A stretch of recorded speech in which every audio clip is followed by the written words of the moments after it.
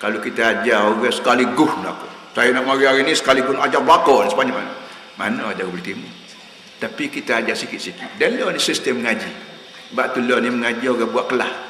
Kelas 1, kelas 2, kelas 3, sekolah menengah, sekolah rendah, sekolah menengah, pada universiti, pada PhD pula.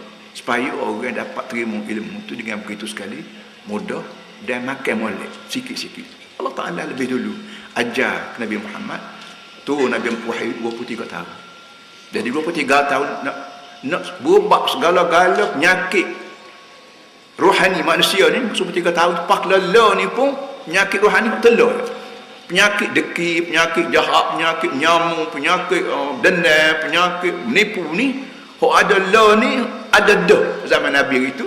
Dia telah pun berubah berlaku. Ubah zaman Nabi itu apa ni guna pakai lah. Ubat yang paling penting sekali ialah takwa pada Allah.